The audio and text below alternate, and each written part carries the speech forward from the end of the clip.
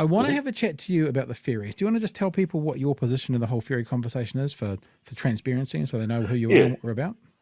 Sure. So in my day job, I am what you'd call a lobbyist, and I help out various NGOs, some corporates and unions with talking to government, and I'm helping MUNS, the Maritime Union, who have the crews on the Inter-Islander, and the RMTU, the rail guys, who also obviously have a big interest in what's happening with the Inter-Islander, with how they're talking to government and communicating the whole Inter-Islander issue. So so that's my involvement in it. Is that the official term for it? The Inter-Islander issue? Is that what we're going Ferry with? fiasco, I think. I got a couple of your shirts and gave them to a mate of mine who's helping me out, and I should show you the photo. It's classic. I've heard about a few of those going on the boats. I'm screaming through my Twitter feed here because I actually, when I was on the boat coming across, I put up a couple of stickers in the boat. I mean, I didn't. Sorry, I saw that there were a couple of stickers in the bathroom. But here's something I wanted to talk to you about. Here we go. Let me bring it up for us, eh? Here we go. So this is us on the Bluebridge ferry. Now, straight away, a bunch of the common trolls coming down the bottom here talking about, oh, Pat's going private. He doesn't even go on this one. And I'm like, well, I took it because it was the best time for us and it all worked, sort of thing. But actually, in hindsight, it was quite nice to take the Bluebridge because the right wing Act in particular are telling us about how the private sector is doing this perfectly well. The public sector doesn't need to do ferry crossings. Is that a fair? I know it's a definitive statement. That's a fair statement as to some on the right are saying, eh?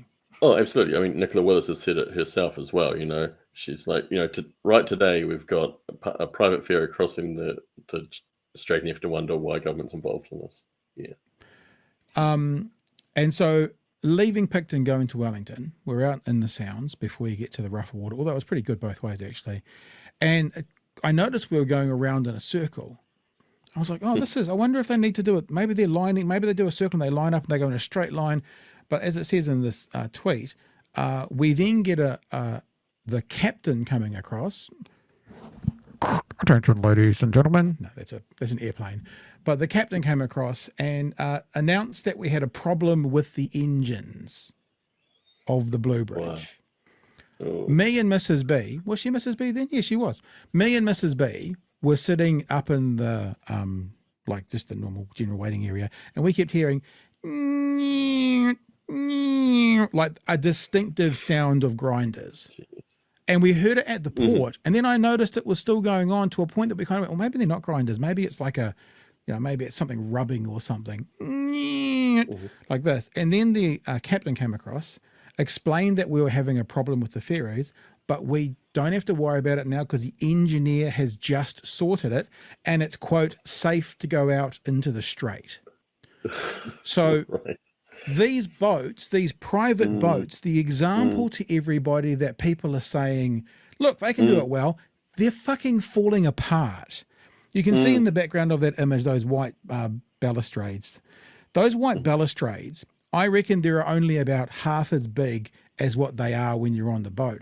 They're all lumpy and bumpy. And honestly, what they feel like is they've rusted out and they've covered it with a layer of paint and then another layer of paint and then another layer of paint and then another layer of paint. So they haven't fixed it. They've just hidden it. And I'll show you something else. Then this is me, and I caught Bluebridge coming back as well. This is me coming back. This is what the walls of the Bluebridge look like inside. This is the private ferry. Wow. That we're supposed to go, oh, this is the yardstick. So this is me walking back. You can see the people there. This is me walking back to get on my car to drive off. See what I mean by the layers of paint? It's like layers, and I don't know what this greeny, yellowy stuff is, but it looks and feels a bit asbestos-y to me. I don't know if it is. I held my breath walking past that bit. It just, like I've done work in Vanuatu where we took ferries between islands, And like, you know, in that part of the world, if you go to parts of Africa sort of thing, you do get a lower standard of safety. It doesn't feel much different. Being really fair, it doesn't feel much different. And I wanted to highlight with you, I've saved this for you because I know you're the ferry man, which is like the rocket man, but on water, is that the private sector ain't doing this well either, Seymour, Nicky Nobos.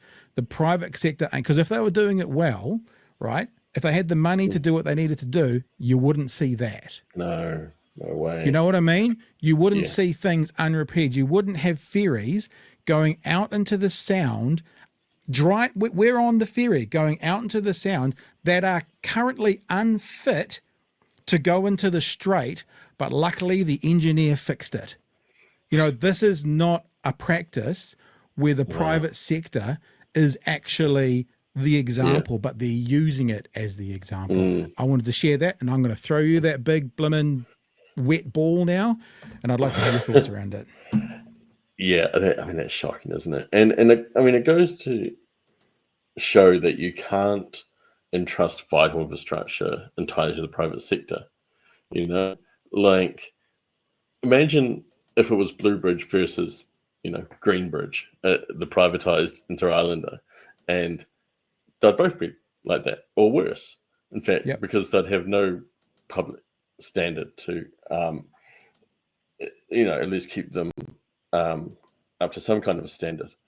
And, you know, it's not only the passengers. Most of the freight, and there's so much freight goes across the strait, far more than I realized when I got involved in this. $15 billion a year of stuff. And most of that is via their Inter-Islander. So, you know, do you want all that to be in the hands of some foreign company that's brought in a couple of second-hand ferries and is trying to make as much money as possible, you know? And it doesn't really matter to them if it doesn't run all the time or if it can't cross the strait that day, as long as they're getting more money out than they're putting in, they're happy.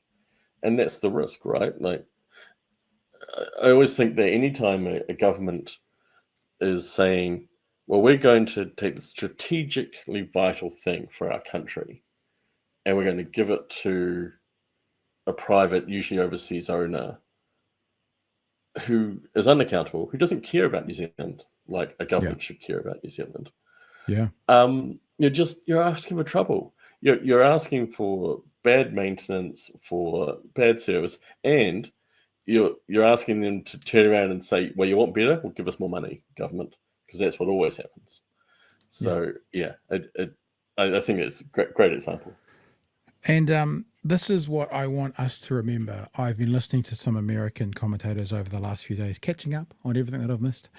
And the point that many of them are making over in America at the moment about the privatized healthcare system is they're like, and there's research out recently, I don't have it to hand, showing how much better the public health system works around the world than the private system works in America.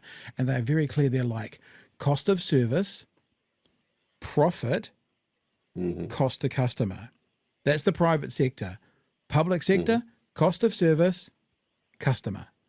There's that big chunk in the middle, right? The profit that needs to be made to keep running the private thing, whether it's a healthcare system or whether it's the ferries. So maybe Bluebridge, and I'll be careful here not to defame them because I'm not saying I know, but maybe Bluebridge is keeping the profit and they're not able to spend the money from each person's ticket on keeping the standard of the ferries up. And you would hope if it was a public entity, right, like a library or a police force, that they wouldn't need to worry about keeping the profit part. And you would hope that they would be able to either put that into the price of the entity, in this case, the ferry, even if it is $3 billion, or it would make the prices less than what the public would be charging. The private sector would be charging. Yeah. And like I say, even having the Inter-Islander there as that public alternative, it does serve in a way to keep Bluebridge honest. And if you had an entirely privatized system, we know this, privatized systems make the most money when they put the least money in and when they exclude some people through pricing. Yeah. Like in a privatized health system. We don't want an arterial part of our transport network to be run for as much profit as possible. Yeah. Just And that's not what transport networks are for. They're meant to enable. They're a service. They're a service. And what you're saying, what I'm thinking when you're saying it is, if you're in a business that's big enough to be like floated, pardon the pun, or have a board or something, you have a fiduciary responsibility. You legally must try and make profit. Like you must try and make profit. It's not like, for example, here Kiwi said maybe Bluebridge has no profit. Well, if that's the case, they probably shouldn't be in business because a private entity is not doing it as a service. They're doing it to make profit. That's what business is about, making a return for the owner or for the shareholders. And on some level, if they're big enough, by law, you have to attempt to make profit. And that's when corners get cut from things you're paying for. And I saw it in the ferries, potentially, allegedly. And that's probably a good time, Clint, for us to go on in the conversation, which I wasn't planning, but what a great time to jump into this privatisation scuttlebutt that we've been hearing about tonight on One News.